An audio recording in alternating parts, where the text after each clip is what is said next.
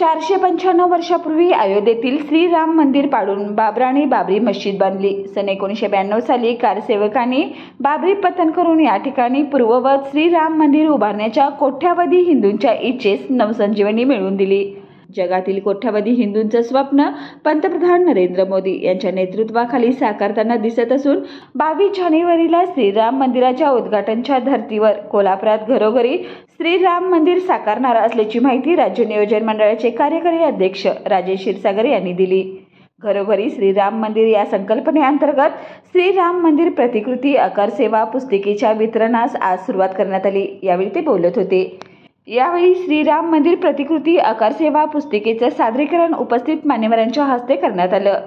या पुस्तिका प्राप्त करण्यासाठी शिवसेना जिल्हा मध्यवर्ती कार्यालयाजवळ नागरिकांची प्रचंड गर्दी पाहायला मिळाली।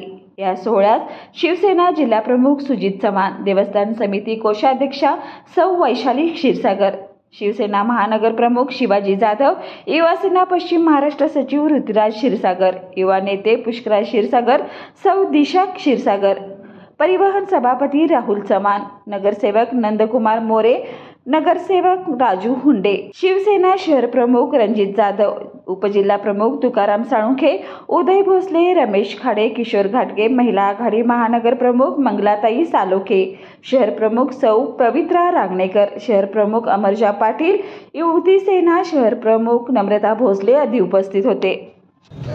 495 वर्षापूर्वी नराधम बाबरानं राम मंदिर पाडून त्या ठिकाणी बाबरी मशिदीची स्थापना केली होती। जगातील तमाम हिंदूंची इच्छा होती की परत एकदा त्या ठिकाणी राम मंदिर बांधलं जावं। पंतप्रधान नरेंद्रभाई मोदी यांच्या नेतृत्वाखाली आज हे करोडो हिंदूंचं स्वप्न साकारताना दिसतंय। परवा दिवशी 22 तारखेला राम मंदिराचा उद्घाटन सोहळा आहे आणि त्याच धर्तीवर देशातील किंवा आज कोल्हापूर शहरातील प्रत्येकाच्या घरी राम मंदिर निर्माण झालं पाहिजे या भावनेतून अशा पद्धतीचे राम मंदिर निर्मितीचं एक पुस्तिका आम्ही आज या ठिकाणी शिवसेनेच्या वतीनं वितरित करत आहोत। प्रत्येक घराघरामध्ये जवळपास 13,000 लोकांनी यामध्ये सहभाग नोंदवलेला आहे।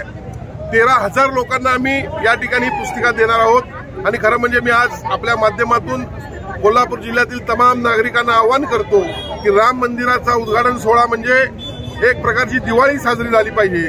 प्रत्येकानं घरामध्ये 5 पणत्या लावल्या पाहिजेत आणि त्या ठिकाणी उद्घाटन सोहळा साजरा केला पाहिजे।